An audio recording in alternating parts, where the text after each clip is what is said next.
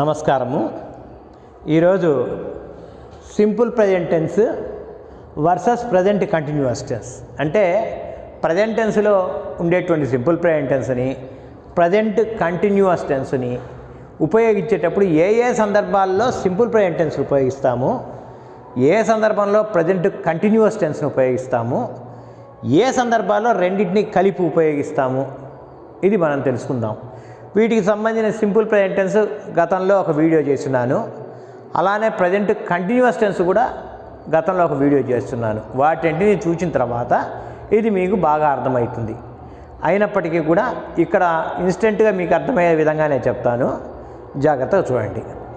ఇక్కడ ముందు ఇచ్చిన వాక్యాన్ని బాగా చదవడం ముందు అర్థం చేసుకోవాలి. చదివి మీకు అర్థమైన తర్వాత సిచ్యువేషన్ని బట్టి లేదా సందర్భాన్ని బట్టి సింపుల్ ప్రజెంట్ టెన్స్ కానీ ప్రజెంట్ కంటిన్యూస్ టెన్స్ కానీ నిర్ణయించుకోవాలి. ఆ నిర్ణయించుకునే సందర్భాలు కూడా మీకు ఇక్కడ చూపిస్తున్నాను. చూడండి, మొట్టమొదటి వాక్యం at this moment he dash travel అనే ఈ విధంగా ఉంది. ఇక్కడ ఈ డాష్లో ట్రావెల్కి సంబంధించిన సరైన వెర్బ్ షేప్ని ఉపయోగించండి, సరైన వెర్బ్ను ఉపయోగించండి. ఎట్ దిస్ మూమెంట్ అనగానే మీకు అర్థమైంది ఏంటంటే ఈ క్షణాన, కాబట్టి హీ డాష్ ట్రావెల్ ఈ క్షణాన అంటే జరుగుతున్నది కాబట్టి ఈజ్ ట్రావెలింగ్ అని ప్రజెంట్ కంటిన్యూస్ టెన్స్ని ఉపయోగించండి.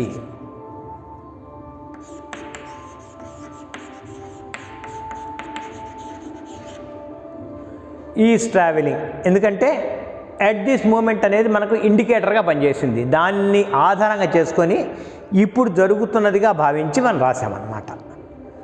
రెండవ వాక్యం చూడండి, Raju dash not love pet animals. ముందు తెలుగులో ఊహించుకోండి. పెట్ యానిమల్స్ అంటే పెంపుడు జంతువులు.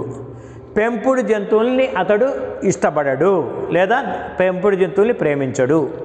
కాబట్టి నెగటివ్ సెంటెన్స్ అంటే లేదు కాదు అని చెప్పడం ఎట్లా అనేది మనకు ఒక ఐడియా ఉండాలి. రాజు ఏకవచనము, వాడి అలవాటు. కాబట్టి ఎప్పుడు అలవాటు చెప్పేటప్పుడు సింపుల్ ప్రజెంట్ టెన్స్ని ఉపయోగించాలా. సింపుల్ ప్రజెంట్ టెన్స్లో ఎలా అంటే డస్ నాట్ లవ్ అని చెప్పాల్సి ఉంటుంది.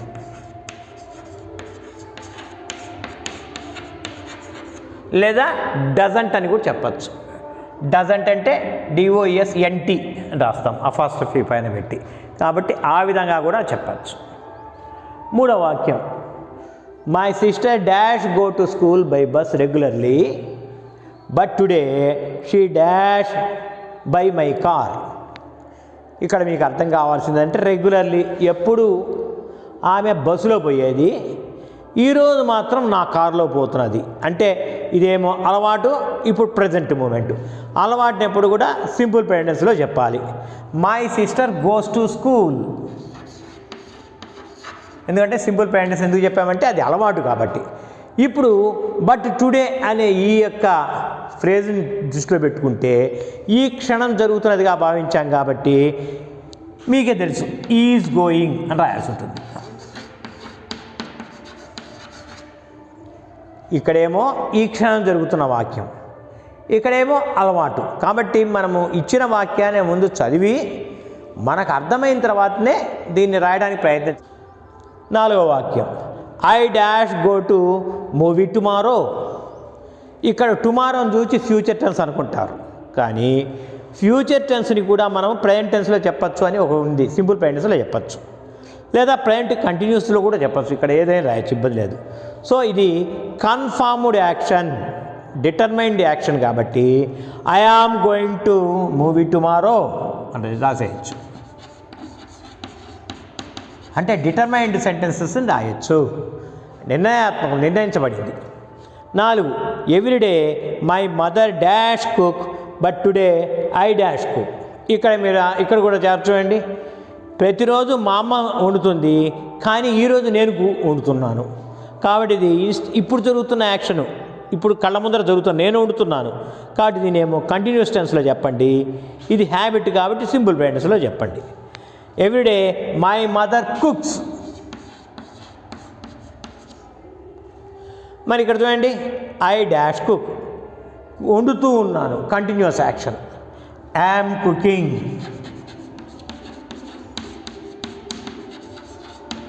ఐఎమ్ కుకింగ్ అని రాయాల్సి ఉంటుంది.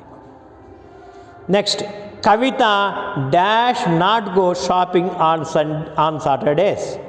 శనివారం రోజుల్లో ఆమె షాపింగ్కు పోదు. అంటే హ్యాబిట్ని సింపుల్ ప్రెజెంటెన్స్లో చెప్పాలా. అయితే ఇక్కడ ప్రత్యేకత ఏంటంటే నెగటివ్ సెంటెన్స్లో చెప్పాలా. నెగటివ్ సెంటెన్స్ అంటే నాట్, లేదు, కాదు అని.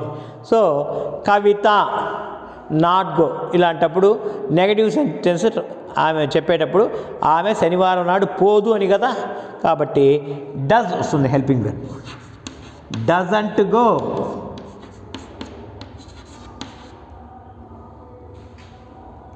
డజంట్ అని రాయాల్సి ఉంటుంది. డస్ నాట్ గో లేకపోతే డజంట్ గో అని కానీ డస్ నాట్ గో అని కానీ ఏదో విధంగా రాయొచ్చు. 7th sentence, let's go out. It dash not rain now. Now అనగానే ఇప్పుడు మన కళ్ళ ముందర జరుగుతున్నదిగా భావించి నౌ అనే ఇండికేటర్ని చూసుకొని కంటిన్యూస్ టెన్స్కి రాయడానికి ట్రై చేసేయండి. లెట్స్ గో అవుట్, ఇప్పుడు బయటికి వెళ్దామా. It is not raining.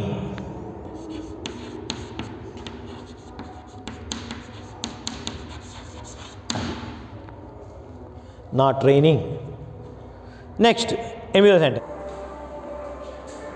8th one, water boil at 100 degrees C.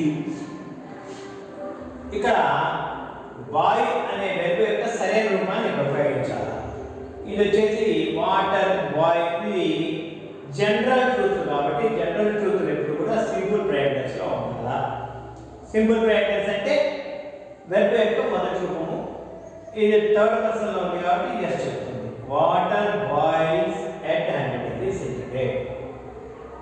Next, the water dash boil, you turn off the stove. ఇక్కడ అర్థం చేసుకోవాల్సింది నీళ్లు బరుగుతున్నాయి, స్టవ్ని ఆపేయి. కాబట్టి బరుగుతూ ఉన్నాయి, ఇప్పుడు జరుగుతున్నది. కాబట్టి ఇప్పుడు జరుగుతున్నది అనగానే మీరు కంటిన్యూస్ టెన్స్కి వెళ్ళిపోవాలి. ప్రజెంట్ కంటిన్యూస్ టెన్స్ కాబట్టి వాటర్ ఈజ్ బాయిలింగ్.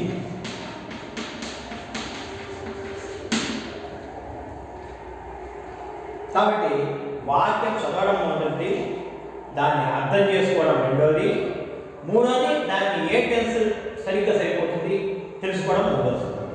కాబట్టి ఈ విధంగా రాయాలి. Next, it dash not rain much in summer.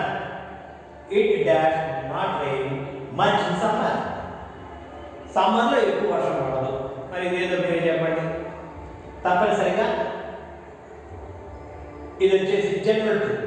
General truth ఎప్పుడు కూడా సింపుల్ ప్రెజెంటెన్స్లోనే ఉంటుంది. అయితే ఇక్కడ నాట్ రైన్ కాబట్టి నెగటివ్ సెంటెన్స్ రాయాలా. It doesn't rain.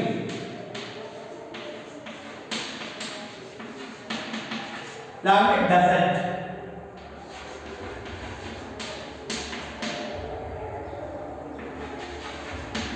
ఏ విధంగా డజంట్ రైన్ అని కానీ డస్ నాట్ రైన్ అని కానీ.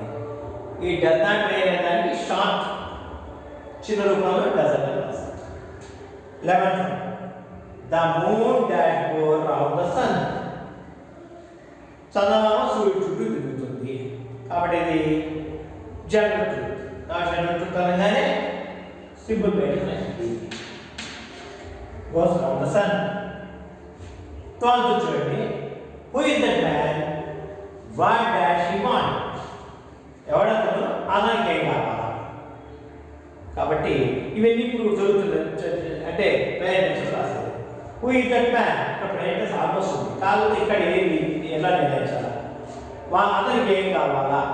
కాబట్టి ఇది ప్రశ్న కాబట్టి ప్రశ్న కూడా ఎప్పుడు టు డజన్తో స్టార్ట్ అవుతుంది. ఇక్కడ థర్డ్ పర్సన్గా డస్తో స్టార్ట్ అయ్యింది. What does he want.